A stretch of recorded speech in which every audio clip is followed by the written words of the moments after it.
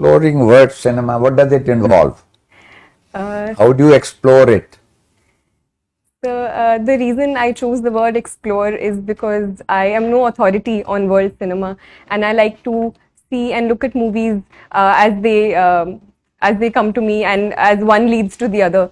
So, ranging from Iranian cinema to cinema of Hong Kong. You are not a student of languages. So other than Hindi and English, what language do you know? Sir, I have tried to learn reading and writing Urdu, so I know the Urdu script. I like to learn a few phrases here and there from my friends who are from different states. So you will explore word cinema from subtitles, is it? Sir, I believe world cinema is more than just dialogue. The very vocabulary of filmmaking and cinema, I believe, does not necessarily need language to convey it. Sir. So I think that is my interest in world cinema. And subtitles, obviously, sir, help me understand the story better. Have you heard the term soft power? Yes, sir. What does it imply? So soft power is usually used in opposition to hard power, where hard power talks about a certain military might. Soft power, on the other hand, is the influence of culture and other aspects in increasing the might or the influence of a certain country or power over other powers. So, cinema can also be one example of. Any other illustration of soft power in context of India? So, India's cultural outreaches, for example, yoga and international celebration of the International Yoga Day across the world can also be an example of India's soft power. Okay, thank you. Well, Shruti, you are from home district is Bijnor. So tell us something about Bijnor. Sir, Bijnor is a district located in western UP, sir. The river Ganga flows through it, so it is a very fertile state. Sugarcane being one of the major crops of Bijnor, and therefore sugar mills and the sugar industry is also very well developed, with 5 of the most largest sugar mills located here. In terms of historical importance, the place Vidurkoti is associated with Bijnor.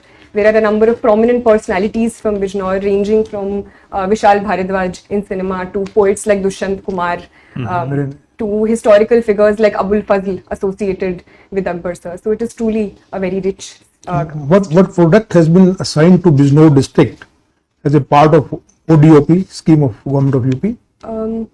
Sir, woodwork and wooden craft, especially associated with Nagina, is assigned to Bijnor. Okay. So what is this Amrit Mahotsav? We keep hearing about Amrit Mahotsav. What is this Amrit Mahotsav? Now the whole country is celebrating Amrit Mahotsav.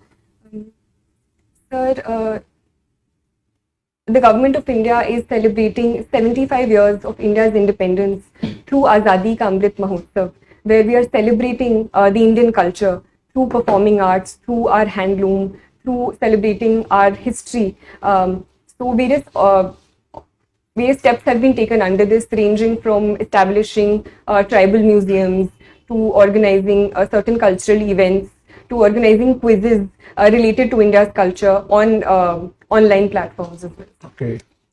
So basically we are celebrating 75th year of India's independence. So even after now 75 years of independence and so much of progress on various fronts, still we have a good number of people who are having severe problem of poverty. As per recent data of Niti Aayog and even the international poverty check, we have, I think the number of course varies around 7% to 12% from different sources. What could be the reason why we have not been able to tackle this problem?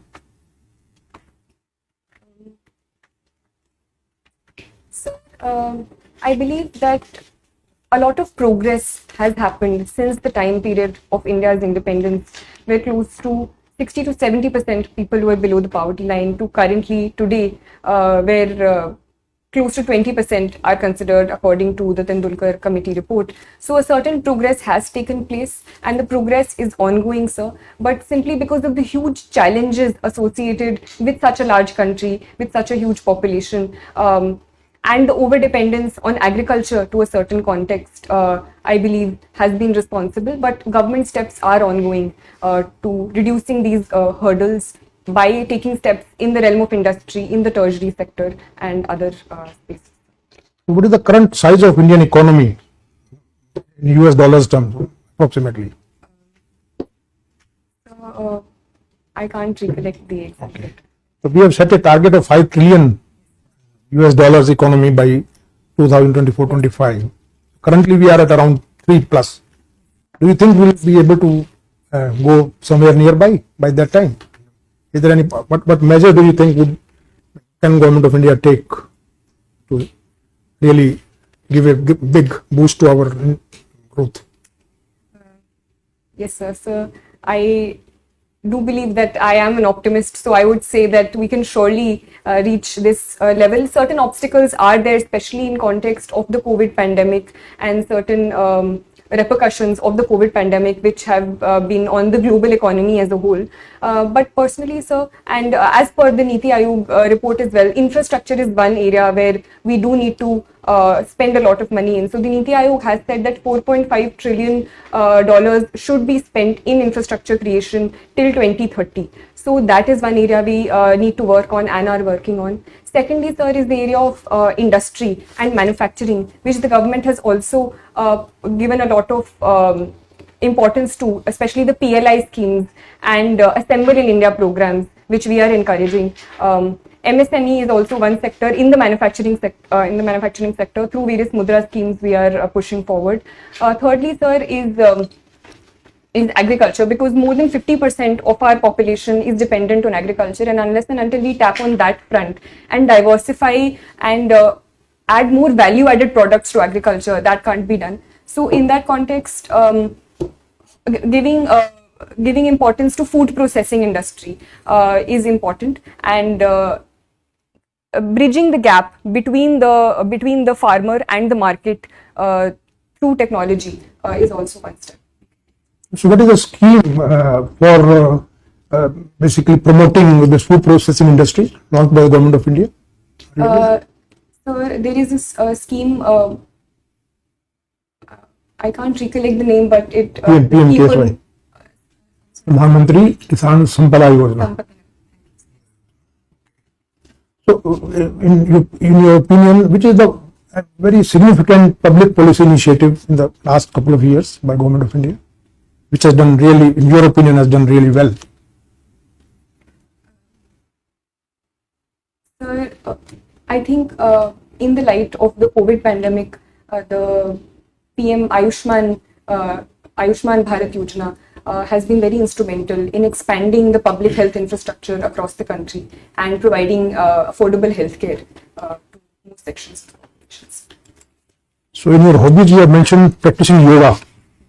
So you do it every day, or? I try to. Okay. So recently one very important development has taken place with respect to traditional medicine. Are you aware? Last 1 week only, and quite something to do with WHO, the traditional medicines. I'm sorry, sir. Because we are establishing the first WHO center on traditional medicine. It has been approved. Okay. So now, as civil servant, what do you think that you will be, with your knowledge, with your experience, with your education, how do you think you will be fitting into that view of civil servant?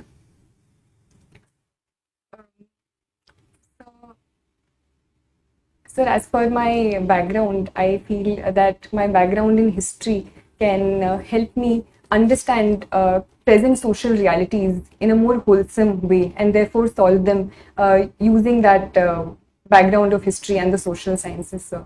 So firstly that. Secondly, sir, I believe, I think I do have an ethic of dedication towards my work and personalized work ethic, where I'm able to stick to deadlines and perform work in an organized manner. So that I think can help me, sir.